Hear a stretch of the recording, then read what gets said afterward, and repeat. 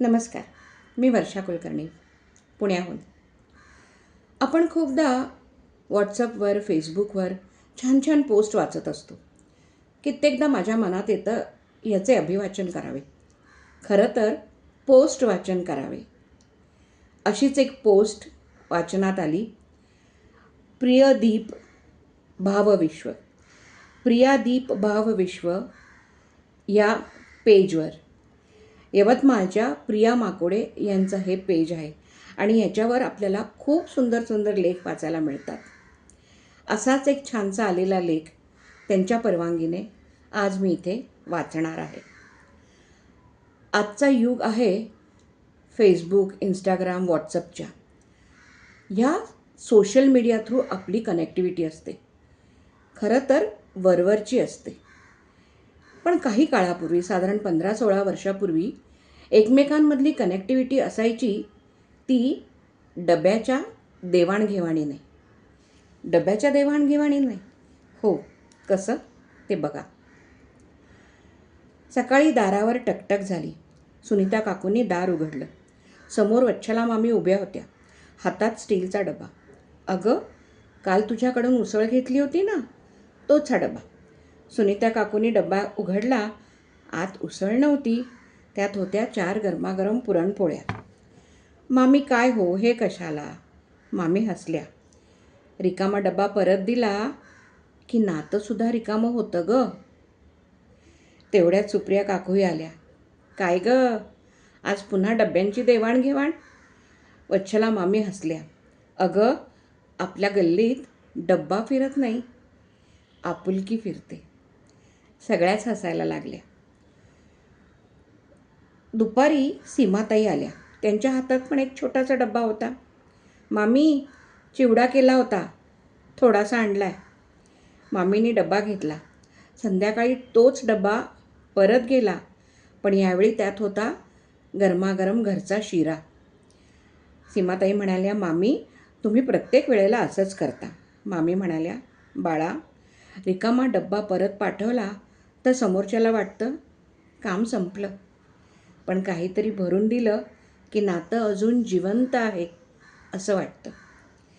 त्या दिवशी 4ही जणी चहा पीत बसल्या होत्या.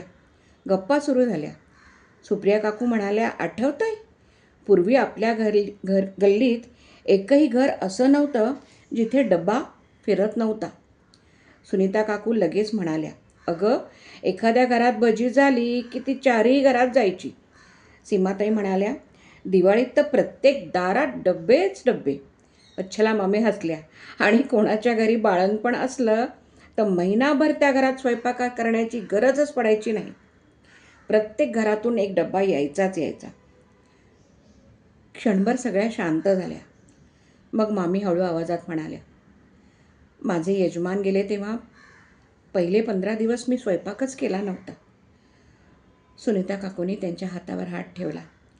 मामी पुढे म्हणाल्या, सकाळचा डब्बा कोणाकडून यायचा, दुपारचा कुणाकडून, रात्रीचा कुणाकडून. तेव्हा समजलं, भूक ही पोळीने भागते, पण दुःख माणसांनी हलकं होतं. चौघींचेही डोळे पाणावले. तेवढ्यात बाहेरून एक लहान मुलाचा आवाज आला. आजी, आई म्हणाली, थोडी कोथिंबीर आहे का? मामी आत गेल्या. कोथिंबीर ठेवली, सोबत 2 टमॅटो आणि 1 काकडीही ठेवली. मुलगा म्हणाला, आजी, आईने एवढं नव्हतं मागितलं. मामी हसल्या. माहिती आहे, पण रिकामा डब्बा आणि रिकामी पिशवी दोन्हीही परत पाठवायचं नसतं. संध्याकाळी सुनीता काकूंची सून ऑफिसवरून आली. तिने विचारलं, काय आई, आज पुन्हा कोणाचा तरी डब्बा आला वाटतं? सुनीता काकू हसल्या. हो ग, हे सगळं अजूनही चालू आहे आई? सुनीता काकू म्हणाल्या, हो बाळा, कारण भाजीची चव मसाल्याने येते, पण नात्यांची चव देवाणघेवाणीने येते. दुसऱ्या दिवशी सुनेने पहिल्यांदाच खीर केली. तिने एक छोटासा डब्बा भरला आणि म्हणाली, आई, हे मामींकडे देऊन येते हं. सुनीता काकू काही क्षण तिच्याकडे पाहत राहिल्या. त्यांच्या चेहऱ्यावर समाधान होतं, कारण परंपरा सांगून टिकत नाही, ती पाहून पुढे जाते. आज आपल्या घरात मोठे मोठे फ्रीज आहेत, महागडी भांडी आहेत, ऑनलाईन जेवणही येतं. पण शेजारच्याच्या दारात प्रेमाने ठेवलेला गरम गरम डबा आज कोणत्याच पैशाने विकत नाही घेता येत. कारण त्या डब्यात फक्त भाजी नसते.